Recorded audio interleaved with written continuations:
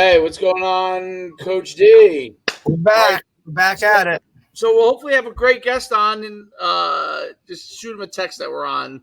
I'll Make let him sure he know. knows because maybe he just signed up, maybe didn't know. I'll, Um, I will check. I will check. He should be good though. Okay. because he was in there, but we were talking for a minute. Maybe he thought he was in the wrong thing or something. We're good. Um, but yeah, so we're gonna talk to Coach Delaney today, from New Jersey to Georgia. It says it's on his Twitter. Offensive coordinator, East Lawrence High School, if I'm not mistaken, in Georgia, and he was a head coach for a long time in New Jersey, Long uh, time. at High Point.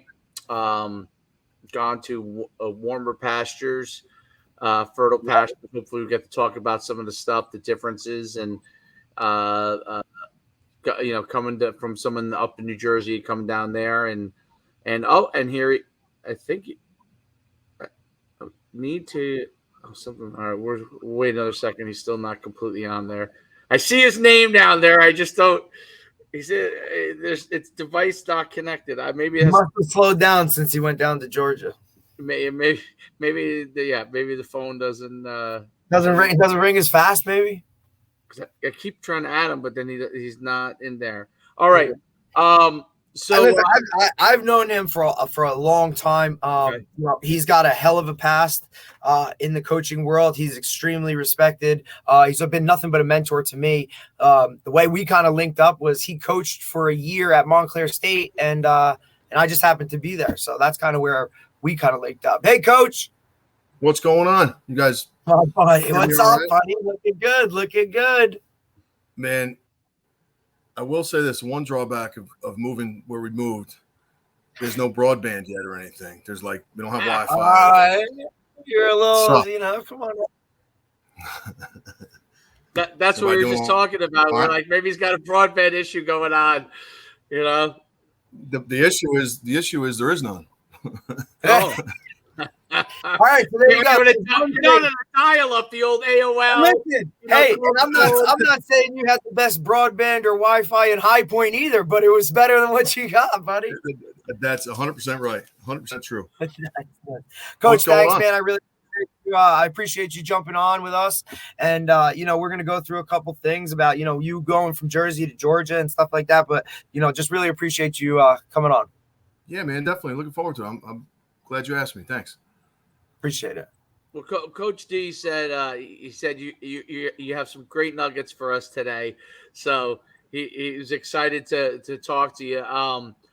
Just so the listeners know, just tell everybody a little bit your background as a coach and obviously where you are now in Georgia, just so everybody understands a little bit more about you. Yeah, I've kind of been coaching for, I guess,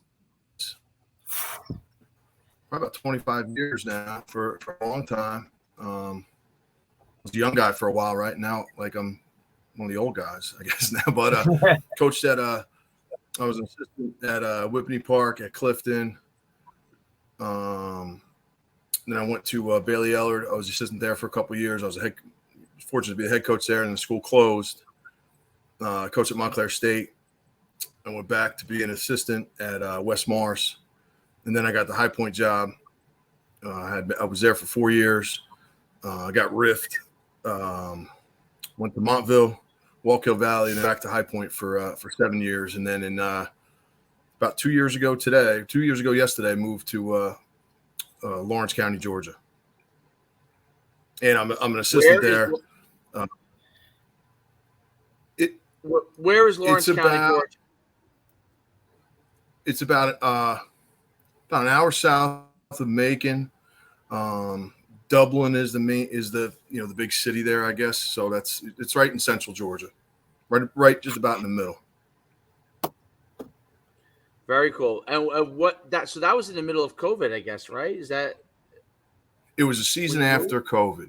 Yep. We did COVID. It was 2020. Yeah, 2021. 2021 was my first season there. Yep. And I did coach the tight ends and H-backs and the defensive backs. I'm a special teams coordinator. And then last year and this year, the offensive coordinator. So what made you move down there? What made you go from being in Jersey down there? Well, first off, my wife has severe Crohn's disease, and there's a lot of side effects, I guess, that we didn't really know about. One of them being like arthritis. Um,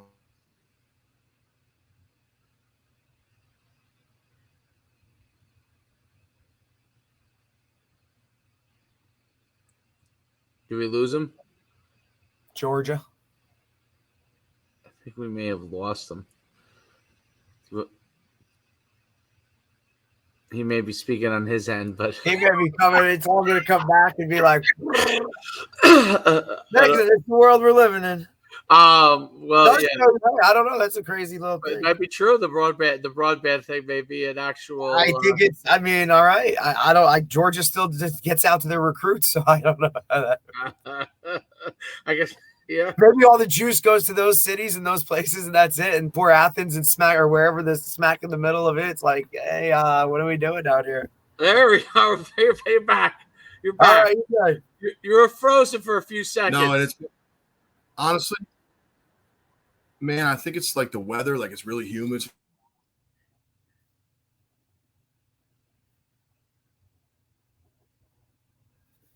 It's humid. Really You're good. You're good. humid, cold. So, we looked at moving into the South, and then when you start looking at, teacher salaries and coaching salaries and whatnot, it was really Georgia or maybe South Carolina. And I figured there's worse things I could be doing than coaching high school football in Georgia. You know what I mean? So, very cool. And so going from being like a head coach to a position coach back to Big adjustment. Big adjustment. And Yeah. you have both gone through it. So you know what I mean? Like it's a different, and especially for you, right? Coach, being in the control spot for so long. Now all of a sudden you got to take a step back. I'm just a position coach. He make his call. It's his call. You know what speak on that a little bit. You know what? I kind of like it because ideally my goal is to be a head coach again, right? And you always think what you're doing is the best way. The way we practice is the best way. The way we lift is the best way. The way, however you run the program. You don't get a chance to see how other people are doing it. You know what I mean? So, Right. So it's been kind of neat to take a step back. And, there's some things I picked up where, oh, yeah, I'm definitely going to do that. And there's also some things where I've said, you know what? I think we were kind of on the right track a little bit.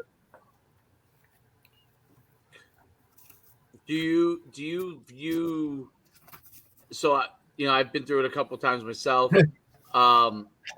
Do you view it as an opportunity to take a step back from a responsibility standpoint, even though you're obviously office coordinator, but from a responsibility standpoint, meaning, all right, mom's angry or dad's angry.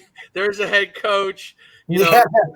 How's the delegation from that standpoint?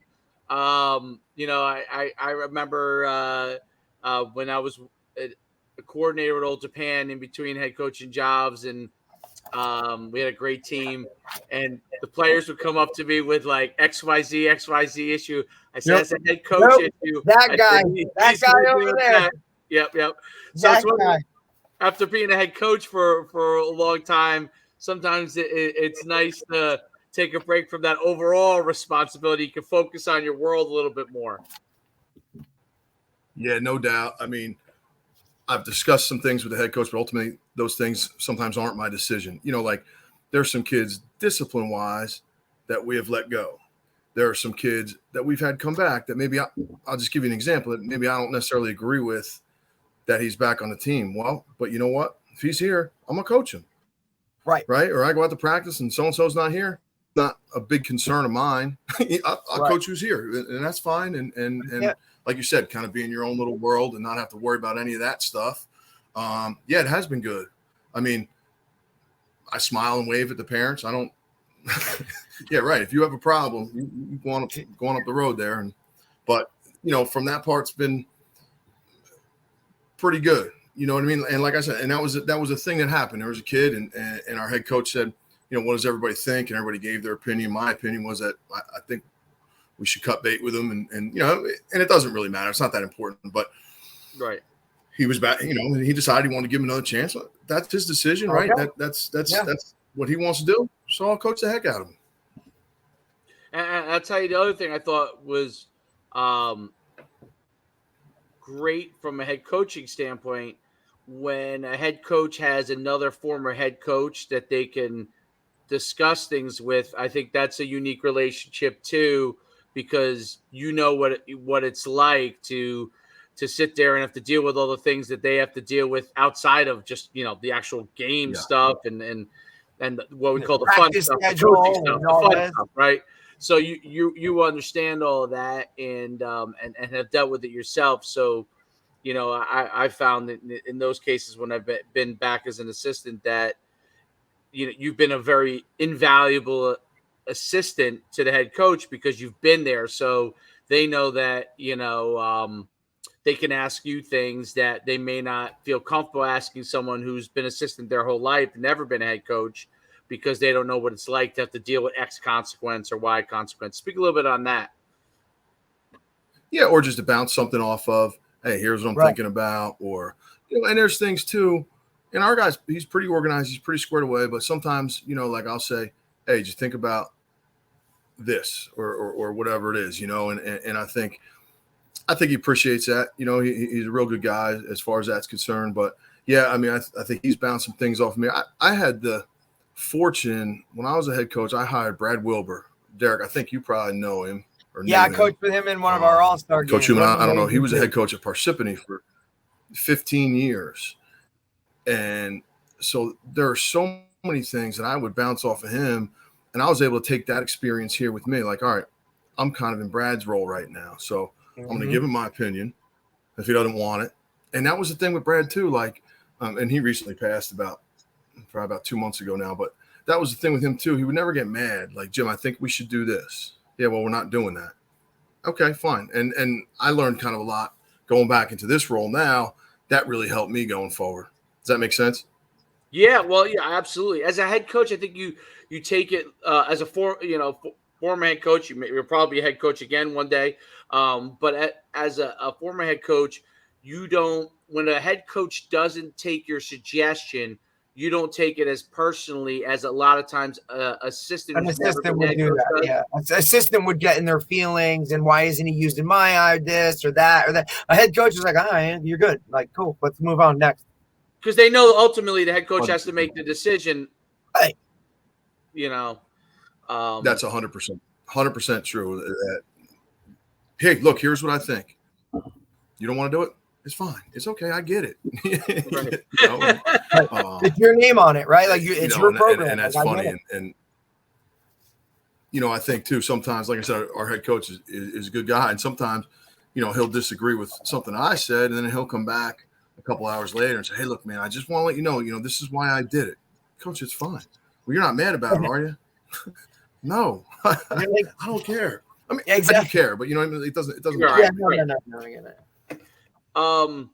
So New Jersey to Georgia, and obviously you were in different places, but talk about football differences. Tell for at least the 2 years you've been down there, like what are some of the things that you've observed that are different between Georgia football and New Jersey football? You might be frozen. So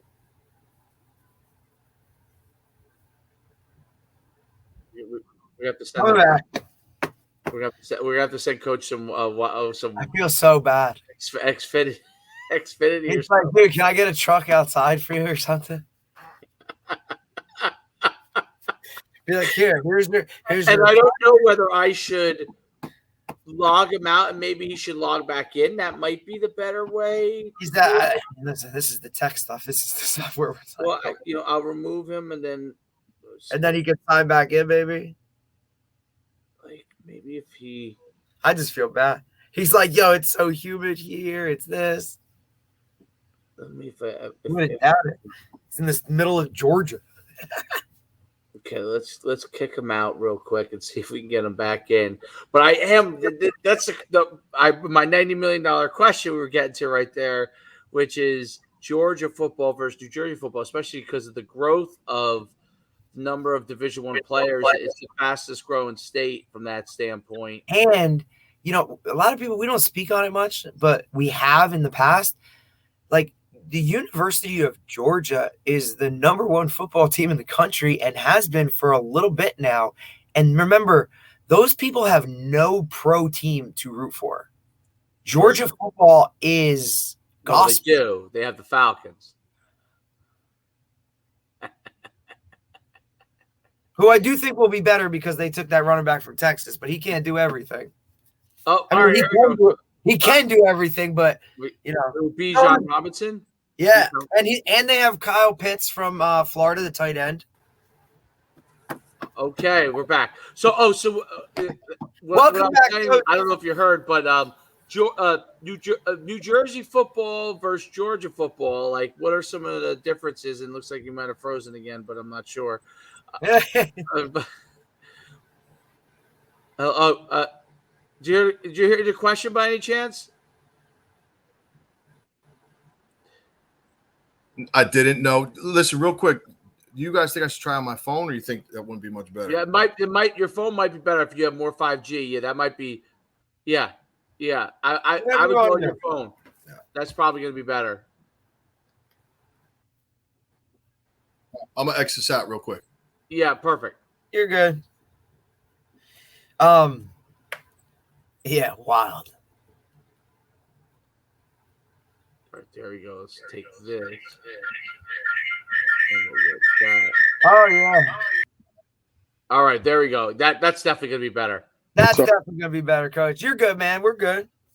So what I asked was New Jersey football versus Georgia football. Georgia being like one of the fastest growing states in football, like number of Division I players. They're now always teetering on. They're always top 4 now, but teetering on 3 and growing. Basically some years have passed actually California, which is incredible. What are some of the differences you see, from up here to down there football wise? Well, I think first and foremost, it's more important. You know what I mean? It's more important to everybody. It's more important to administration, communities, coaches, parents. You know what I mean? Like, even the kids not on the football team know a little bit about, you're playing, Johnson County's got 2 good running backs. How do kids know that? But because I think everybody follows it. And so I think it's more important to everybody. One thing I was saying to Derek last night, that I think about every single school in the state has weight training, and I would say as a class, and I would say 80% of them will have almost the whole football team in one period together, right? And how much you get done there, and what you're able to do there, and you're able to be with your team every single day. Not right, like at our place, some of like the real smart kids, they're not able to take period 1 weights because they have to take, I don't know, physics or whatever it is. But I got to thinking about it. Well, New Jersey almost has a leg up on every other school in the country because we have mandatory phys ed. So it should be a no-brainer. In my mind, it would be almost easy. And I think that goes a really long way. Talent-wise, there's good teams and there's bad teams, right? In both states, but I'll say, like, even like teams we played that are not good. We weren't very good last year. They have some, creatures on their team. And you're like, oh my God, we played a team 2 years ago. We won 42-14, and they had a receiver that we couldn't guard, we couldn't cover. Well, guess who had the 2 touchdowns?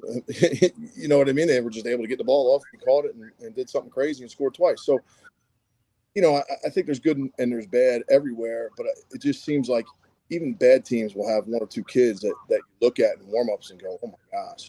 So I would say that would be the big difference. Speed-wise, I think is about every team can run. Even their guys up front can run a little bit, and but more athletic, I guess you would say. Yeah, no, that makes perfect sense, and that's almost what I expected. Probably the answer. And I remember the first time I ran a camp down in Georgia in Atlanta, and this is when our camps used to be really huge. I mean, I was like, oh my goodness, there were so many talented kids. Like the average kid was very talented, Yeah, right? that baseline, right? Of The like, hey, baseline. I'm a high school football player, right? Like I'm just doing this. I'm not going to like that baseline, from Jersey to Georgia is here. Yeah, yeah, I think Like these guys will go down to Georgia. You might be a baseline guy. Now all of a sudden you go down there and you're never seeing the field, right? Or like, it's not like, wow. But go back to what I first said. Like, all right, so that average kid who played, football, basketball, and baseball. Well, in New Jersey, when's he lifting and doing all the, the agility and speed Right. stuff, right? Whereas if he had that extra period or that football class, he can get that done. And we just had that conversation because you're familiar with him. We had Liam Anderson on, my quarterback from the year. I mean, we actually played them that year, Coach. So he got to see it live. So we just talked to him because he signed with Indianapolis. So, talking about his journey, about all that kind of stuff. And, great kid and whatnot. But yeah, totally get it. If he had that, and he was a 3-sport guy, if he had that period in school where now, hey, I can get a workout in, he could do that every day and might have changed some things. So what is that? So does that mean? So explain that. So you guys have a period where they can like in Texas, I know they have like a football period. They use that for workouts, and yeah, you have that too there. We do. The way we have it set up is we'll have football in two. There'll also be some general pop in there. It's only 2 periods a day. And what he's trying to do is to get it switched where you have all the general in one period and all the football. I would say in one period it's probably, 75% football kids. Second period is probably 50 or 60%, football kids and whatnot. They're able to do, all that football stuff. Right. And I just think it gives you so much more than, if you take one class a day over 4 years, right? I mean, how much time is that you've had? Right, you're just looking at the time. It's like Kobe said, if I wake up 2 hours earlier and I'm working 2 hours more than you, just by math, within 3 years, I'm this far ahead of you because I've just put in that extra time. And I could see that, like, look, even if I don't have to go out there and have my whole team in one period to be out there running plays, I don't need that. I just need the cerebral part of football where we could sit down, we could talk, maybe we could do some X's and O's, that type of thing. And a one class a day would, you just add it up.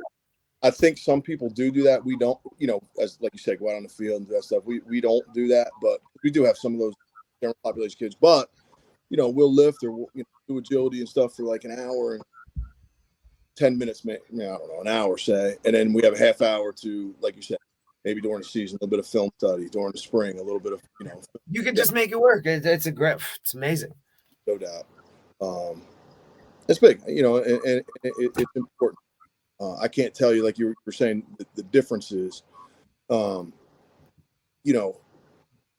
we get, we feed our kids before and after every game, and it's usually donated or a church will come and, provide a meal, or generally it's a church group or a religious group will come and provide. So you're talking about 10 games, 20 meals, plus, you probably eat something during the spring. There's a lot of people that are willing to help and willing to support you and support what you need.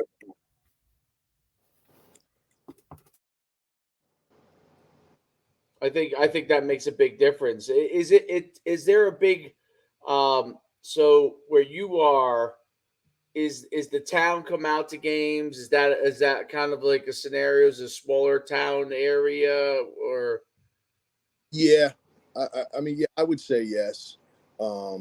We actually have 3 high schools in our county, which there's a lot of counties where it's like, there's one school and it's a one horse deal. We do have three, but like I said, 2 years ago we were pretty good. Last year we weren't good. We lost a lot of kids and whatnot. There was a lot more kids there was a lot more fans 2 years ago than than this year, but it's pretty good. When we have a home game, it's pretty crowded, and I would say it's trending in that direction. Yeah, I think that it's interesting to hear, like, yeah, because I know in Georgia they have, like you said, Johnson County. They have what's the one that the famous guy coaches at Colquitt, and then you got each county has it. Thomas County was where like Herschel Walker came from, maybe. So each one of those different counties represent like a whole entire high school, but that's probably population wise is what it is, right? Because you get into Atlanta, there's a bunch of different high Yep. schools in because there's so many so much bigger population. I could be wrong out of this stuff because I don't know everything myself either, but I think the further you get from Atlanta, the way more spread. I think the 3 counties that are in Atlanta might have 50 schools, but like down around here, like we're one of the biggest counties land wise, I think, in the state. So we have 3 high schools, but I mean, like you said, what did you say, Colquitt? I think that's the only school they have. Johnson County, that's the only school they have. I think that's pretty common. You know what I mean? And but like you said, it's based on population and whatnot. Savannah has a bunch of schools. Columbus has a bunch of schools. So, and then the more rural you get, the more spread out it is. Cool. So from a recruiting standpoint, we always end up touching a little bit about recruiting.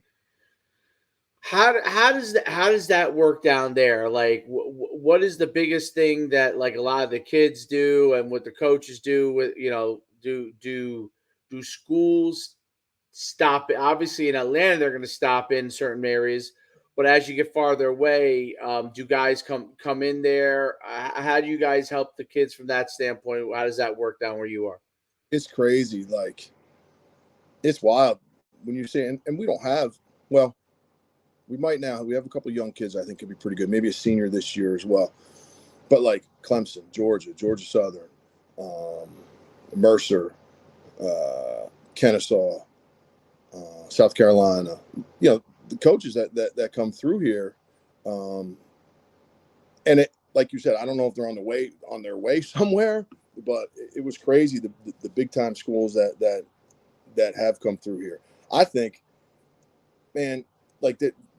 One thing that kind of stinks, I think, is I don't know that there's one Division III school in the whole state, maybe, and I think it's like one of those like super high academic schools. You know what I mean? Like those NESCAC schools. I mean, it's not a NESCAC school, obviously, but I think it's a high academic. Emory? Is it Emory? Is it Emory? Does Emory have football, or is it? I'm not sure. I thought it was like I want to say Shorter or. Shorter. Shorter might be D2 though. I think there is. Yeah, Shorter's D2. That's what I'm saying. Like I don't think they're and it kind of stinks for a lot of kids that like you said, Derek, are pretty good players, but are sort of average, right? Comparatively speaking, they could. I mean, heck, they could go to William Patterson or Montclair, and they'd have a great career. But I think a lot of the recruiting similar, kind of similar as far as, trying to help the kids through social media, try to help the kids make decisions doing that, help them with their huddle highlights. And I mean, I just, even like at High Point, it's crazy in my mind how simple recruiting has gotten, right? We used to make highlight tapes and we used to, make all these calls and whatnot. And now it's like, it's social media, it's your huddle highlight. And then what kind of grades do you have? And it's I think that probably around the whole country has gotten way more streamlined and way easier to do as a head high school coach. Yeah, I mean, I think that's a big part. Derek, by the way, I muted you just because you had your like little background feed. So whenever you want to chime in, you can. All right, Um, that's cool. Yeah, you're good. so I was gonna say, yeah. So I think that's really interesting how in recruiting now. You're right. Like they go make their huddle tape. If they do it correct, there's obviously ways to do it correctly, and then start DMing the coaches, reaching out, and then DMing coaches that you look and the coaches are doing the same thing too, right? So uh, that's like the starting point for most of it, unless you have obviously a guy that you have a relationship already, where you might be calling or texting them. And texting, I mean, that's pretty much like the three mediums. You're basically texting, It's true. DMing, tweeting, and then you're doing your huddle. You're doing your film right on huddle. There's no emailing. I mean, look, do people email? I'm sure they do, but it falls on deaf ears for the most part. And it's crazy. I remember. Yeah, some GA is reading a random letter that you wrote. Like, okay, buddy, you're good, right? And listen, yeah, VCR tapes, right? You're making highlight cut-ups. Huddle, right? And those programs really just took the recruiting aspect of it and put it into the hands of now the player, right? To go and, hey, you do yours and then come back to me. We kind of cut it out of ourselves, right? And now these guys get all like, oh, he's doing this with that guy, or he's doing this with that. And the head coach is kind of cut out of it a little bit because we pushed it away. So I guess that would be a drawback a little bit too, right? Right. Say it like that. That would be you're right. I mean, you try to help the kid with the huddle tape. You look at their Twitter and make sure that they have what they need up there, or that they don't have what shouldn't be up there. And I guess that's really about it. Most part until it moves on, and then once they start worrying about academics and they want to see, transcripts, they want to see what kind of kid he is and whatnot. So yeah, I guess that's a good point too. And it was funny you said VHS, man. I remember dreading like the end of the season. There's 4 kids that want to play, and well, I'm not going to give them the tapes to take home with them. I sit with them and work on a highlight tape. I guess it's gotten easier, but at the same, well, even tape exchange, right? Like, yeah. Go meet a guy. What parking lot of whatever are we meeting in to drop these tapes off? Like that used to be an awkward situation. Well, yeah, but it also used to be kind of cool too. Like, yes, I go meet Dave Albano, and we sit and have coffee and talk and BS for a half hour, 45 minutes, right? Or the guy at Mount Olive, the older guy, I can't remember his name now. His son's the coach of Butler. Lucien. Yeah, and I remember go sit with old man Luce. Sit and talk and all. And now it's just you click a button. Here's your games and here's a one that kind of sucks. Talking about difference wise, the pool. We don't have the huddle pool here. Really, and guys are like, I think where we were like 20 years ago, we're like, you got to call. Not that long, but you got to call the guy. And well, I know this guy who knows this guy who played them. Maybe I can get that tape, and then. And I'm just like, why can't we just do? I mean, we're going to get it anyway. Why? Right. We got to do all this. It's ridiculous. They just look at me like I'm crazy. I'm like, I think it's pretty easy to do, but I don't know.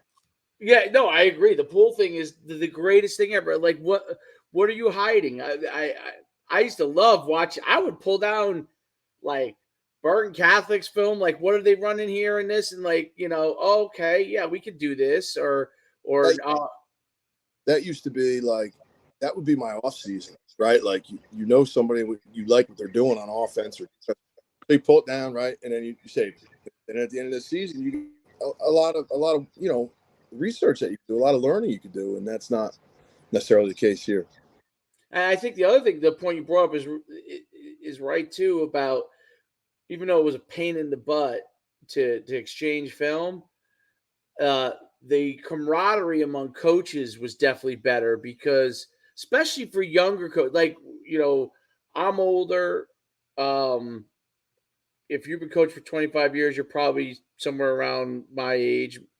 So like we went through that, and we were able to build relationships with other head coaches, other assistant coaches. You might get a job. You might want to bring one of those guys with you.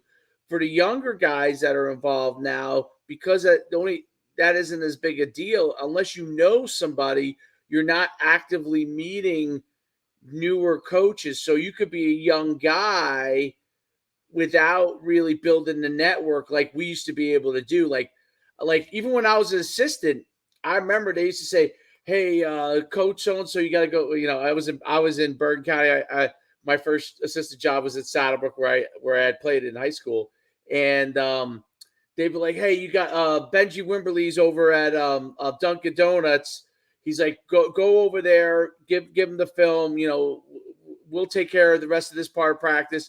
And I would sit there and talk to Benji Wimberly, and he would be like, "Oh yeah, I remember when you played at Saddlebrook," and he was like a young assistant at Patterson Catholic back then and stuff.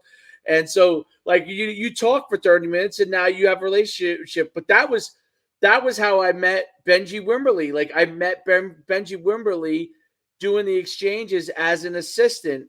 And you know, and then when I became a head coach, you know, I already had that relationship. And I mean, that's just one of many guys, but that's those things got built that way. I think that's one of the things. Now you got to go to clinics again. Obviously, you always go to clinics. You can meet guys, but you know, most coaching staffs go to clinics with their staff, right? Get together. You're not meeting other guys as much as you used to. But coach, here's the other thing too. About this the other day, we have probably 3 or 4 guys that are not, you know, younger guys. And we went to the Glazers in Atlanta. There's not a ton of clinics. And, you know, a lot of times they're learning football, and I am too, and it is great. But with what you're talking about, it's not great on Twitter and YouTube and TikTok. And there's good stuff. And I've learned some things on there too, but you lose that, what is it, networking, or you lose those, you know, kind of relationships that you could build going to, what was that clinic? There's out by Saddlebrook every May, Cresskill, right? You go to the Cresskill Clinic and Yeah, that was great. Right, like it was almost like every county kind of did their own little thing, right? Like when I was in Morris County, you know, you used to have the Morris County coaches clinics, right? Like, and you would do little ones each week, bring somebody in, talk, do that. Like that stuff matters, man. Absolutely. You're right. And Tony Carstens used to have one as well with I think with Mike Miello used to do it. Yep. Those were like, hey, that's your buddy. Yeah, I know. That's the local clinic was like a really, really good. Stengel used to run a lineman clinic. I don't know if he does. Maybe he still does it, but he used to do a lineman clinic specifically for line coaches. Like I used to love going to that as a head coach, because you're always you don't, unless you're a line guy first, you don't get to really get into the weeds on things. You know, you're basically saying, hey, here's how I want to block it, and they've got to execute it. But I would go there and see all the different ways guys were blocking things and just the little nuances of it. Those were great. That's what I was telling you. If I'm fortunate a head job, that's my plan, is to set up the Southeast Line Clinic and get whatever O-line and D-line coaches I could get. Because like you said, it's a and I'm gonna, you know, I coach the O-line, but it is, and get into the details of it. And there's not one Glazer clinic that you could do a 45, 55 minutes on and feel good about walking away that I know offensive line play, right? Like it's more than that. So that's one of my goals. As it's pretty far down the list, right? But that's something I would like to do, and something I think was important. But you're talking about them local clinics. I remember, man, it's so funny too. Like the Morris County Coaches Clinic, and I used to go to most of them, right? But I think they did it like once a month, and like I wouldn't go for a month, and I wouldn't go for a second month. And I'm thinking, man, Jerry Gallagher's gonna be pissed at me. I really don't feel like going. There's nothing that interests me this month, but I better get my butt there. Right. And right. Because if not, he'll probably give you a call and be like, hey, you all right? You good? What's going on? Just that camaraderie. And listen, even being a young guy, right, and kind of coming up through the reins and, you know, bouncing around with this guy or that guy, just developing that network right, like has created something for me personally that like it's just on a different level. Whether it's, going to Bosco and coaching there for a couple of years and living that world for a little bit, right? Or just coaching in all-star games where you're with another guy and all of a sudden it's like, hey, what's up? And that's just kind of how it works. And like, even when we came down here from up north, right? And I don't want to say what school you went to because coach doesn't know that what high school you're actually from, bro. So I just, but I'm just saying it's different, right? It's the Shore Conference. It's not Morris County. It's these guys have been here and now you got to kind of like earn your stripes almost. It's a different type of flow, but at the end of the day, we're all coaches, all looking to help our kids get to where they want to be, right? Ultimately. Right. Yep. And that's 100% true. And I think it's, well, yeah, I would say it's similar here, but I don't know. Maybe there's not that camaraderie because I don't know a darn soul either. You know what I mean? So I can't talk too much about that, but I'd agree with that. I thought your point about there's a lot of great content online, which is great, such easy access for coaches. But the thing that came to mind when you're saying, yeah, but like it's the whys, right? If you're watching a team run power, right, and they're wrapping their linemen around, and the guy's kicking out, and maybe they do it slightly differently, or they pull a different guy or what. Like, no, you could watch it on YouTube, but to know the why they're doing it, and what front they're doing it against, and why they do it against this front, and why in particular are they doing it against this team, right? Maybe there's a weaker defender, or maybe a team has a stronger defender on one side, and they're doing so. Those are the things that you don't get. That's what I used to love about the really good clinics, was that like you can know why, like, coach would be up there and say, well, this three technique's killing us all day. So we decided we were going to go to the open side, right? Where we had to attack the 1 and the 5. So versus attacking the guy with the 3 technique side. So those kind of things made a big difference. And now, you'll get in a meeting and, I've been an analyst for the last 2 years for Old Japan. So I haven't been on the field in a couple of years, but I did notice that the younger guys, because of that, they'll make what I would call like, and not young like Derek. I mean, young Derek's mid-30s. I'm talking about youngers in their 20s. Okay, so Derek, those guys will make suggestions without any backing to their suggestion. You know what I mean? So why don't we run this play, or why are we in 5 wide, or why are what? And then you ask them, okay, well, why do you want to do that? And it's right, like, okay, I know you played Madden, but that doesn't mean you can coach. Like that's the little stuff like that. Like my next thing is was it North Dakota State? They run the A-gap power, right? Like they're well, you always got to talk about running the ball. Like, let's run the ball. Like, I know you like to run the ball, bro, but sometimes you got to chuck it. Hey, you'll appreciate this. We were 50-50 last year. I never thought I would say that, man. I would never ever thought. Welcome to the world, brother. And I feel a little dirty saying that. Yeah.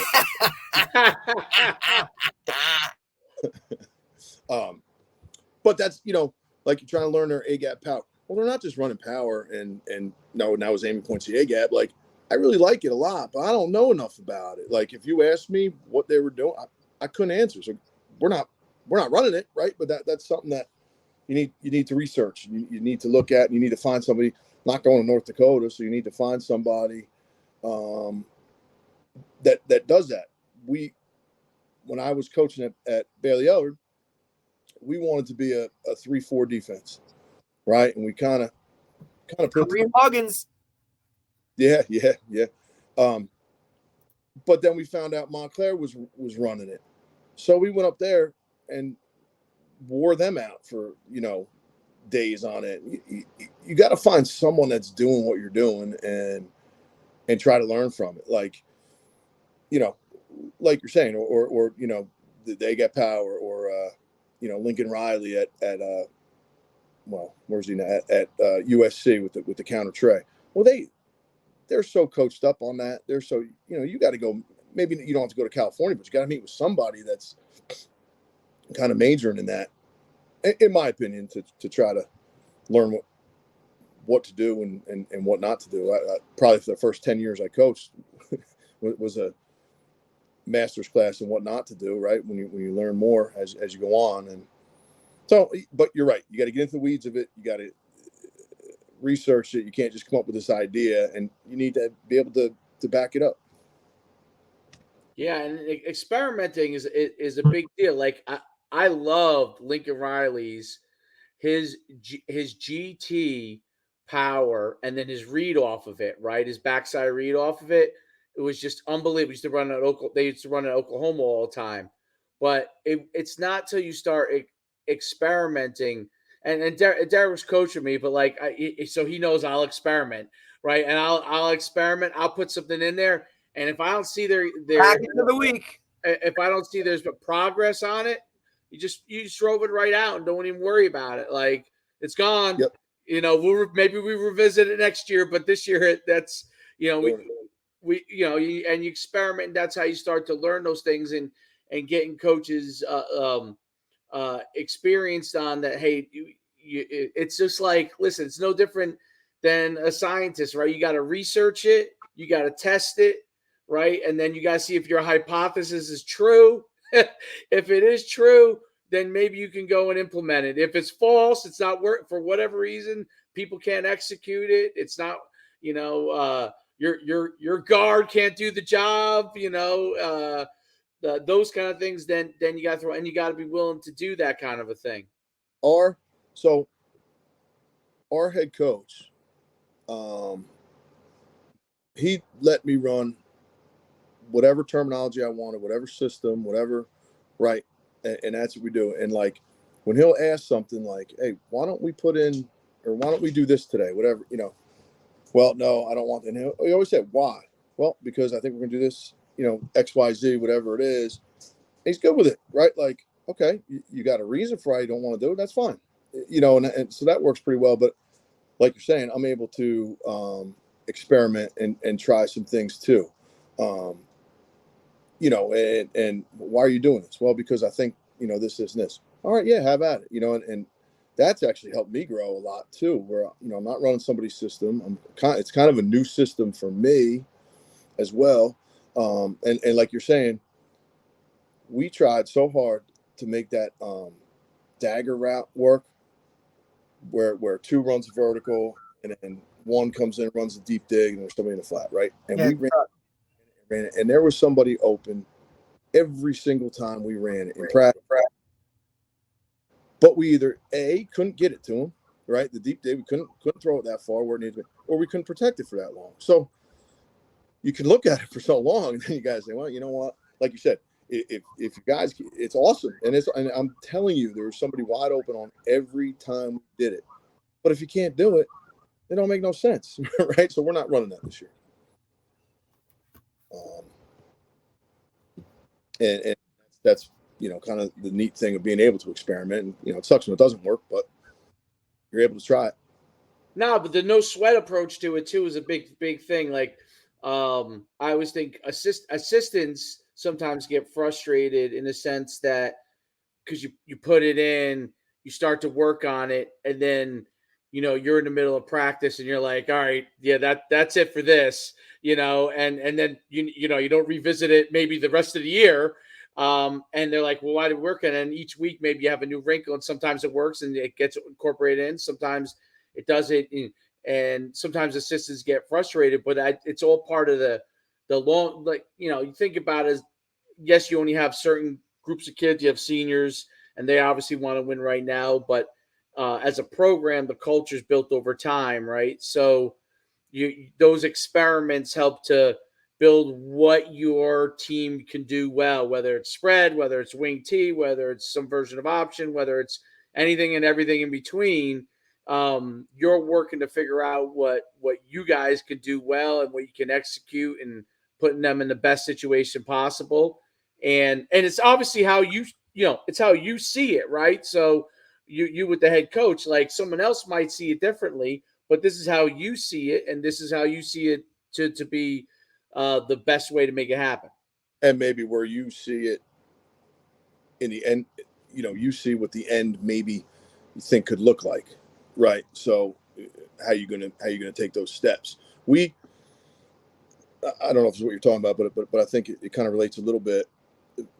For my first 10 or 12 years, we were a Paul Johnson Navy under center, 90-10 run football team. And then COVID came on and, came along. And, it was kind of a perfect storm. So COVID was coming, so we had a lot of time, right? And what on YouTube and all that stuff. And we had a really good quarterback that was going to be a senior. That I thought was going to be maybe one of the best we had. Very athletic, but could throw. And then behind him was a kid that I thought could be a decent quarterback, but was not a very good athlete. So, again, having a ton of time, being able to think about, like you're saying, putting kids in a position to be successful. Well, when you really think about it, if you're running the flex bone, you need a certain type of quarterback, right? You need a certain type of fullback, a certain mindset of a fullback. You need to have two wings that could run, block, catch, and do it all. And the more I thought about it, like, it's really hard to stick square pegs in the round holes, or whatever it is. And so we had to morph, I thought, and if we were going to keep being successful. Now ultimately I left, right? But if we were going to keep being successful, we had to kind of change what we were doing and to be able to put kids in those positions. You have to adapt. You have to adapt. Yep. And I think it's something that Dave and I talk about all the time, because coming down here to the short conference, right? And you kind of know this world, it's different, right? It's a different type of football. It's a different type of club. So like you see how their programs are run, and they've been doing these things for a really long time, and it's been successful. But now you're almost holding your kids back in a way. And especially with the way, how it is up north, and how big things are, how fast things happen, change, this guy's going here, whatever, all that stuff. Down here, it's like, whoa, we had to take a step back and look and be like, okay, these guys do it this way. But, slow and steady, you start to see how little things are starting to go into these programs that now they're kind of adapting and moving forward. Because look, the kids ultimately are going to do whatever they do, whether you're there to help them and support them in the best possible way. That's on you, right? Mm-hmm. If your program needs to change, you have to do that in order to make it happen. I think it's tough. And there are guys that'll disagree with me, and I get it. It's fine.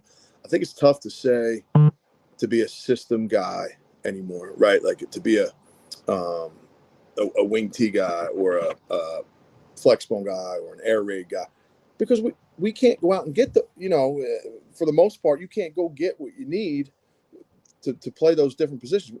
Where I'm at now, we have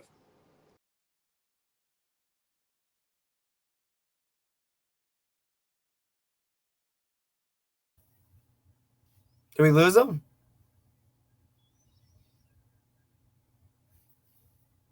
What happened there? I don't know. Did we lose him? Oh, you're back. My bad. You're good. Maybe I was talking too much. Shut down. No, go ahead. You were saying. You're good. Keep going. You're good. Like where I'm at now, we have three really, really good receivers, and we have a couple tight ends I think are decent. There's not one kid in our program that could be a flex bone fullback. There's maybe, one or two kids that could play flex bone wingback, right? So you're putting your kids in the spots that you're not going to be successful. Yeah, you're just not, or you're not going to be as good as you could be. Right. Look, and listen, and I tell Dave this all the time, like the reason that at Butler High School, we ultimately went to the run and shoot offense when we did in the early 90s was because we couldn't run wing T there. We didn't have the kids, the size, so we had to figure out a way to hey, how do we get how can we be successful? Because we can't do it this way. So ultimately they just, they figured it out. And that's why I was a run and shoot guy, growing up. You have time for a funny story real quick? Oh, God, here we go. All right. So Nick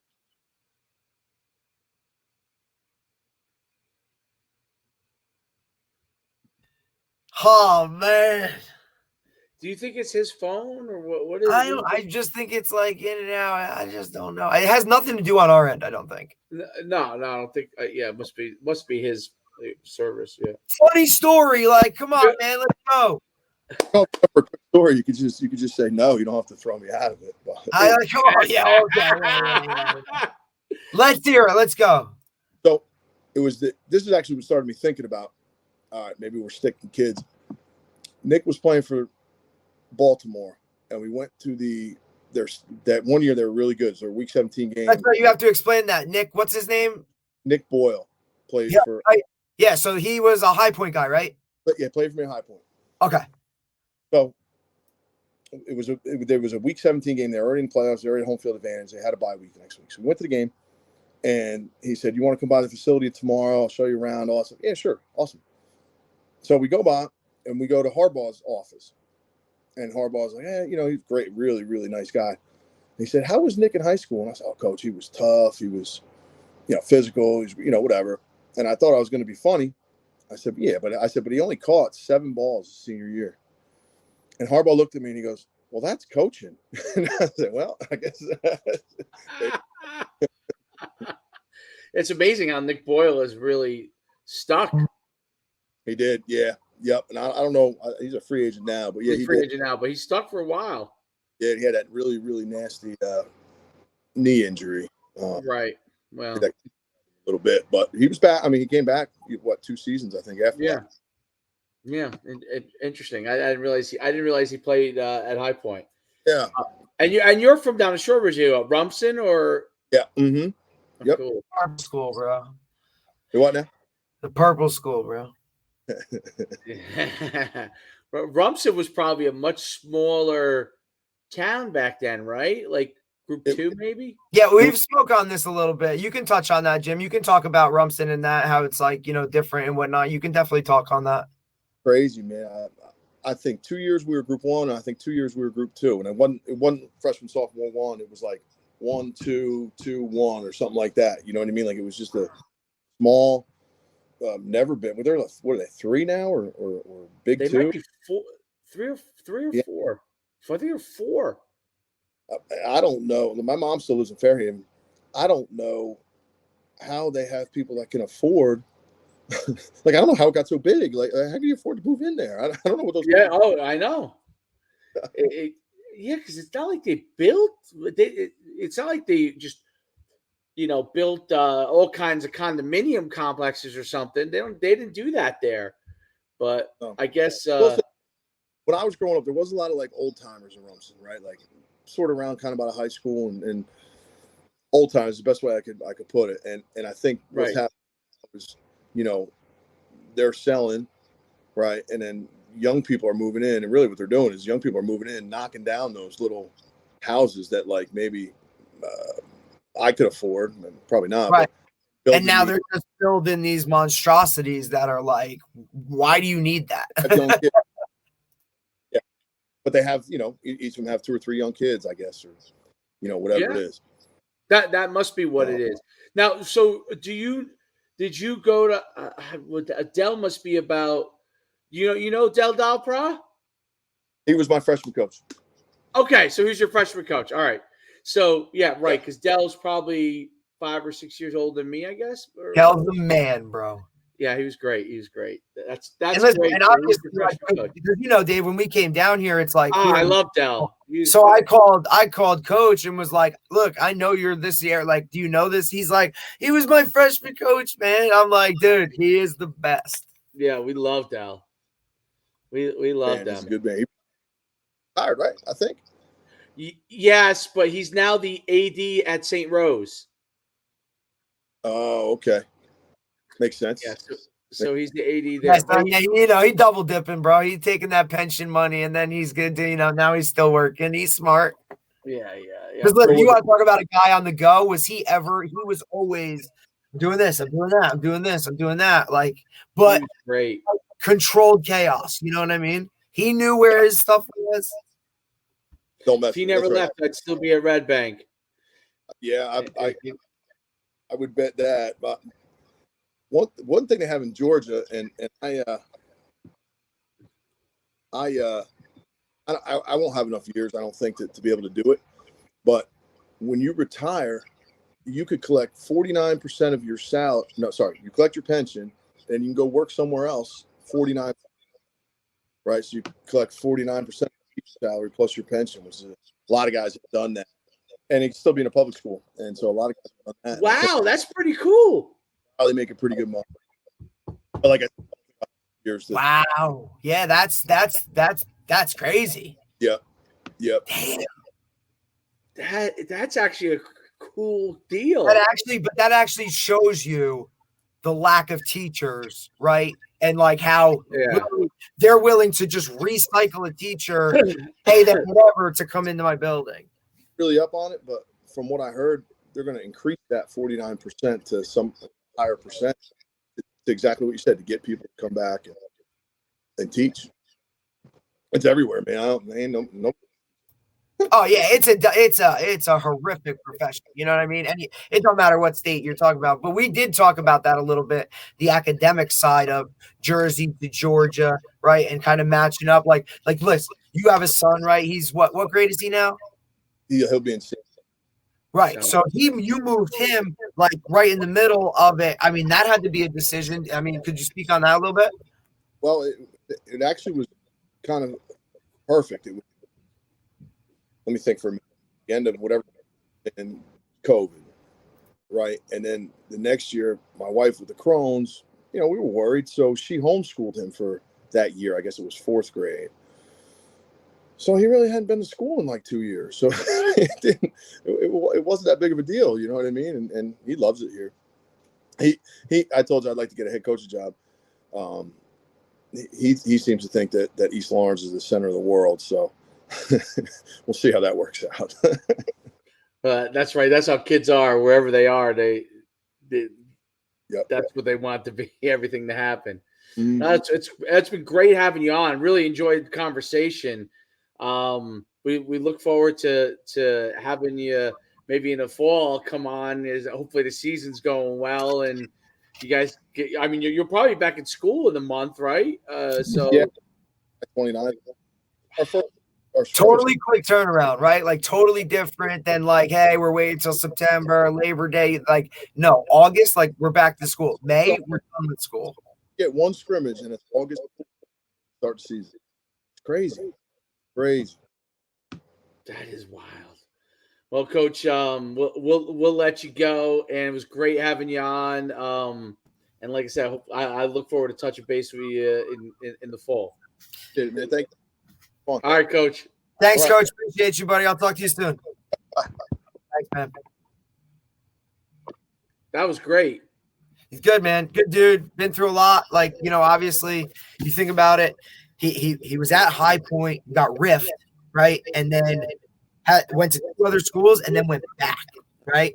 So built a program there that was, listen, solid foundation, right? Like always going to punch you in the mouth type of program. I mean, he talked about his offense being 90-10 one year. I mean, like that was his style, but that was also the kids that he had. And right. To make that decision after you're kind of like, things are going, things are humming. I got a good program. I do this, I do that. To get up and go, you know what I mean? Like, I know a lot of that decision came down to like, it's a better position for my wife and that type of stuff. Obviously family matters, but I mean, just to go from being a head coach to an assistant coach, right? Like he's on it with a lot, That was cool. It's cool to hear also how Georgia football is and some of the differences and he's pretty chill as a person too, so he's probably right, it's probably a good fit, right? Like I mean, absolutely. It's also interesting that he's a Rumson guy, but he's an old school Rumson guy, like Della. Yeah. Well, listen, I mean, when we're down here and I don't know, what do I know? Like, so I called him, like, hey, dude, what's Rumson all about? Tell me about it, right? Like you said, his mom still lives wherever. He probably played with the guy that's the Red Bank coach now, or no. He had played with one guy. He had definitely played with or for something. because we had that We're conversation. around the same age, I think. Maybe. Oh no, maybe he's more my age. I don't know. But that was really interesting conversation. Rumson, I mean, as a town, has grown so tremendously. I mean, the houses are unbelievable there. So, but it's funny because Dell used to always say like Dell was on the other side Right. of it, Still. and he's like not that there was a poor section in Rumson, He's like, but I was on that side. I was on the side that was, I guess, wasn't as wealthy, I guess. But yeah, I mean, great area though, just beautiful area. Absolutely. But listen, I really think like he'll have a head coaching job again, right? I think he really wants to do that. He has told me, and I'm sure he doesn't mind me saying this, but it's taken him a little bit more longer than he was expecting to get a head job. He was thinking, I'll come down here, I'll be an assistant for a year and I'll go get another gig. Like, it's kind of not like that, But some interesting things, I like how listen, could you imagine if a church group donated food to a public school up here, the things that we would deal with, like, you know what I'm saying? Like, that's awesome. Isn't it like great? Like, and you don't have to worry about that. Like, oh yeah, church from whatever's bringing us food tonight. Oh, the church from here, like, really? And meanwhile, we'd be in North Jersey and there'd be somebody like, oh, I don't think that's right. And, you're forcing like, come on, dude. That just shows you the difference in like how much it matters.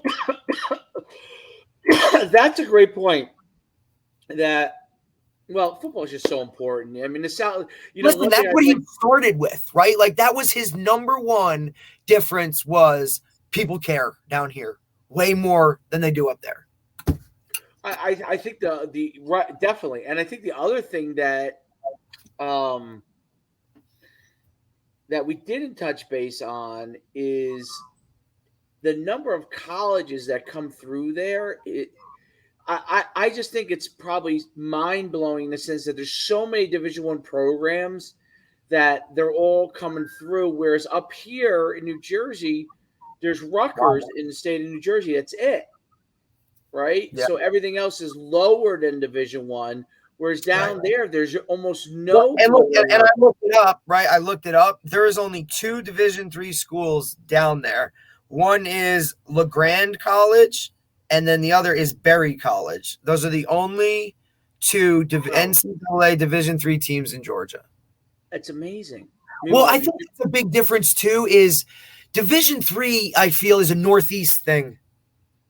Northeast, Midwest, Ohio-ish. Yeah, Ohio.